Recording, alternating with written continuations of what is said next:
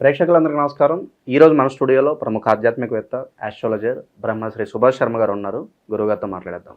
నమస్కారం గురుగారు. శ్రీమాత్రే అండి. గురుగారు, ఏప్రిల్ మాసంలో ధనుసు రాశి వారి పరిస్థితి ఎలా ఉండబోతుంది?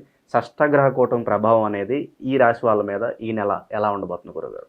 తప్పకుండా తెలియజేస్తాను. ముందుగా ప్రేక్షకులందరికీ శ్రీమాత్రే నమః, శ్రీ గురుభ్యో నమః. జ్ఞానినాంనపి చేతాంసి దేవి భగవతి హిత బలాయ కృషమోహాయ మహామాయ ప్రయశ్చతి. ధనుసు రాశి వారికి చతుర్థంలో షష్టగ్రహ కూటమి ఏర్పడింది. దీని యొక్క ప్రభావము ఇప్పుడు రాబోయేటటువంటి ఈ ఏప్రిల్ మాసంలో కొంతవరకు పడేటటువంటి అవకాశం ఏర్పడుతూ ఉంటుంది. 4వ స్థానంలో షష్టగ్రహ కూటమి ఈ ధనుసు రాశి వారికి ఏర్పడింది కాబట్టి మీనరాశిలో సంచరిస్తుంది కాబట్టి ఈ షష్టగ్రహ కూటమి యొక్క ప్రభావం వీళ్లకు దాదాపుగా 3 నెలల పాటు ఉండేటటువంటి అవకాశం ఉంటుంది. అయితే దీనివల్ల ముఖ్యంగా ఏంటి అంటే కనుక ధనుస్సు రాశికి అధిపతి అయినటువంటి గురువు వృషభ రాశిలో సంచరిస్తున్నాడు. అందులోనూ ఈ షష్టగ్రహ కూటమి ఏర్పడినటువంటి చతుర్థ స్థానం అనేటటువంటిది వీళ్ళకు కొద్దిగా ఇబ్బందికరాన్ని కలిగిస్తూ ఉంటుంది. అందులోనూ ఇప్పుడున్నటువంటి ఈ ధనుసు రాశి వారికి ముఖ్యంగా వచ్చేటటువంటి ఇబ్బందులు ఏంటి అంటే గనక ఆరోగ్య భంగము, ఆర్థికపరమైనటువంటి ఇబ్బందులు, అయిన వాళ్ళతో శత్రుత్వం ఏర్పడేటటువంటి లక్షణాలు. ప్రధానంగా ఈ 3 ఇబ్బందులతో వీళ్ళు సతమతమైపోయేటటువంటి అవకాశం ఉంటుంది. అందులోనూ ఓవరాల్గా చూసుకుంటే కోర్టు కేసులు, పోలీస్ స్టేషన్ వ్యవహారాదులు, చిక్కులు, చికాకులు, ఇబ్బందులు, చేసే వృత్తి వ్యాపారాదులు నష్టం ఏర్పడము, లేదు అని అంటే గనక అయిన వాళ్ళతో శత్రుత్వం ఏర్పడము, ముఖ్యంగా చూసుకుంటే కనుక చేసే వృత్తి వ్యాపారాలలో డబ్బులు విపరీతంగా ఖర్చు కావడము, ఇవన్నీ కూడా జరిగేటటువంటి లక్షణాలు ఈ యొక్క ధనుసు రాశి వారి యొక్క జాతకంలో ఏర్పడబోతుంది. పూర్వజన్మ కర్మ చేత కూడా వీళ్ళకు కొన్ని రకాలైనటువంటి ఇబ్బందులు కూడా ఏర్పడేటటువంటి లక్షణాలు ఈ షష్టగ్రహ కూటమి యొక్క ప్రభావం వల్ల వీళ్ళకి ఏర్పడతాయి. ఇక వీళ్ళు ముఖ్యంగా ఆచరించవలసింది ఏంటి అంటే కనుక కోపం ఆవేశం తగ్గించుకునే ప్రయత్నం చేయాలి. డబ్బులు అనవసరంగా వ్యర్థమైనటువంటి దానికి ఖర్చు చేయకుండా వీలైనంత జాగ్రత్త పడేటటువంటి లక్షణాలు ఏర్పరచుకోవాలి. ముఖ్యంగా వివాహాలు ఆలస్యం కావడము, లేదు అంటే సంతాన విషయంలో ఏదైనా ఇబ్బందులు ఏర్పడము, రాష్ట్ర రాజకీయ రంగంలో ఇబ్బందులు ఏర్పడడం, రాజకీయ నాయకులకు ఇబ్బందులు, పదవి గండం ఏర్పడము, ఇలాంటివి ఎక్కువగా జరిగేటటువంటి లక్షణాలు ఇప్పుడు వీళ్ళ జాతకంలో కనిపిస్తున్నాయండి. కనుక వీలైనంత వరకు జాగ్రత్తగా ఉండే ప్రయత్నం చేసుకోవాలి.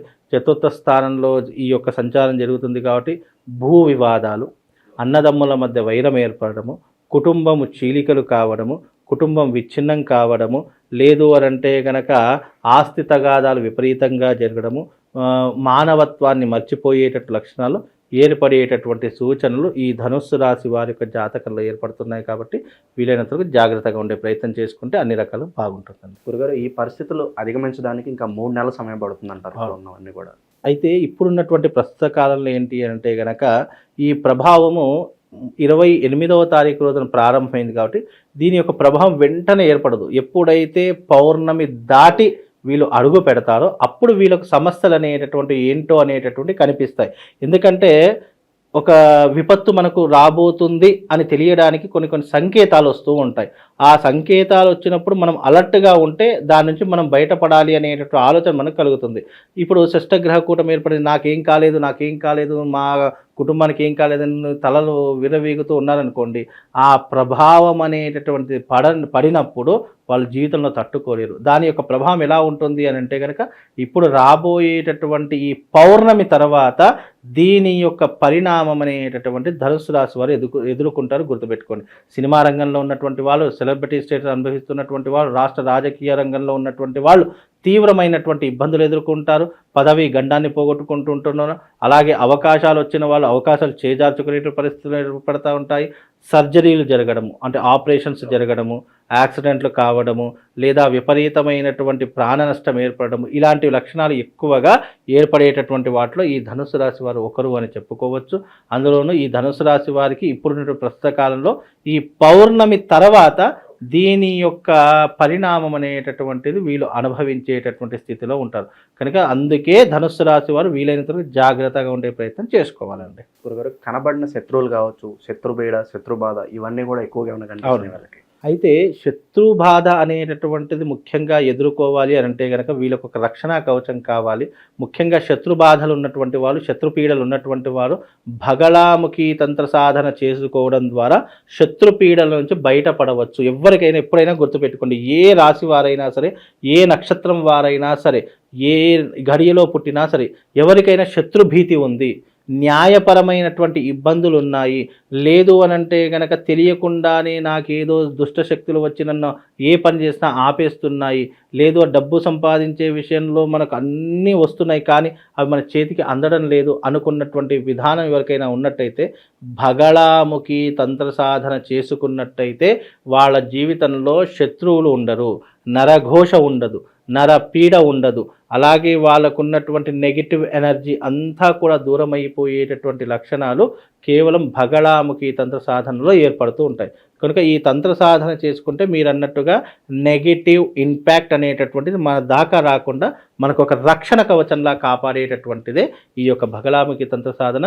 మీ జీవితంలో కానీ మీ జాతకంలో కానీ ఎవరికైనా ఇలాంటి సంబంధాలు ఏర్పడితే గనక, ఈ శత్రుపీడ, నరఘోష, నరబాధ ఎవరికైనా ఉంటే గనక భగళాముఖి తంత్ర సాధన చేసుకోండి. ఇది యూనివర్సల్, ఎవరైనా చేసుకోవచ్చు. ఇప్పుడు ఎగ్జాంపుల్గా మనము ఒక గోచార ఫలితాలు చెప్పినప్పుడు అందులో కొన్ని కనెక్ట్ అవుతాయి, కొన్ని కనెక్ట్ కావు. బికాజ్ ఎందుకు అని అంటే కనుక అవి యూనివర్సల్.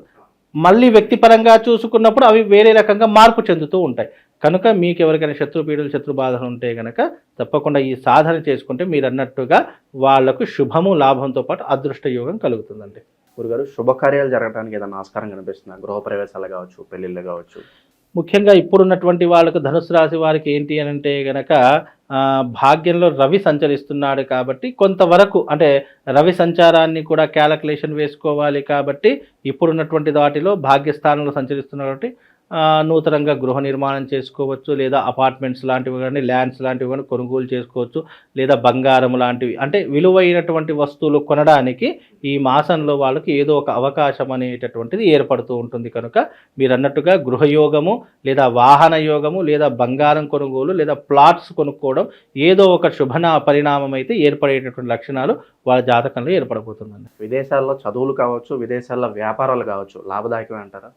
తప్పకుండా లాభదాయకమని చెప్పుకోవచ్చండి. ఇంకోటి ఏంటంటే ఈ ధనుసు రాశి వారికి విదేశీ యోగంతో పాటు ఆకస్మిక ధనలాభం కూడా వచ్చేటటువంటి అవకాశాలు ఏర్పడతాయి. అవి రానున్న కాలంలో ఏంటి అని అంటే కనుక అవి ఎందుకు అంటే రవి మంచి స్థానంలో ఈ సంవత్సరం రాజు రవి అయ్యాడు కాబట్టి, సూర్యుడు అయ్యాడు కాబట్టి, సూర్యుడు వీళ్ళ జాతకంలో భాగ్యంలో ఉన్నాడు కాబట్టి కొంతవరకు మేలు చేసేటటువంటి లక్షణాలు వీళ్ళ జాతకంలో కనిపిస్తాయి. అందులోనూ వీళ్ళకు ఉన్నటువంటి ఒక గొప్పదైనటువంటి అదృష్టం ఏంటి అంటే వీళ్ళ జాతకంలో ఈ నెల రవి బాగుండడం, అంటే సూర్యుడు వీళ్ళ జాతకాన్ని అనుకూలించేటటువంటి స్థానంలో ఉన్నాడు కాబట్టి కొంతవరకు శుభ ఫలితాలు అని చెప్పుకోవచ్చు. కాకపోతే ఏంటంటే నెగిటివ్ ఇంపాక్ట్ ఎక్కువగా ఉండేటటువంటి లక్షణాలు కూడా ఉంటూ ఉంటాయి. అవి ఈ పౌర్ణమి తర్వాత ఏర్పడతాయి. దాని ప్రభావం వల్ల కొంతవరకు ఇబ్బందులు పడుతుంటారు. దానికి తగినటువంటి ఈ భగళాముఖి తంత్ర సాధన చేసుకుంటే అన్ని రకాలుగా శుభం, లాభం కలుగుతుందండి. గురుగారు, ఈ భగళాముఖి తంత్ర సాధనతో పాటుగా గడ్డుగాలం నడుస్తుంది కాబట్టి వీటిని అధిగమించడానికి ఇంకా ఏదన్నా పరిహారాలు చేసుకోవాలంటారు? వీళ్ళకు ఒక మంచి మంత్రం చెప్తాను. త్వమస్మిన్ కార్య నిర్యోగే ప్రమాణం హరిసప్తమా హనుమాన్యత్నమాస్తాయ దుఃఖ క్షయకరో భవ, అంటే దుఃఖములు దూరించే ఈ మంత్రాన్ని ఎవరైతే ఉచ్చారణ చేస్తారో శుభం, లాభంతో పాటు అదృష్ట యోగం కలుగుతుంది. వీలైతే కరంగలీమాలను ధరించుకోమని చెప్పండి. ఈ సంవత్సరము కేవలం 3 రాసులకు మాత్రమే అదృష్ట యోగం అనేటటువంటిది కనిపించింది.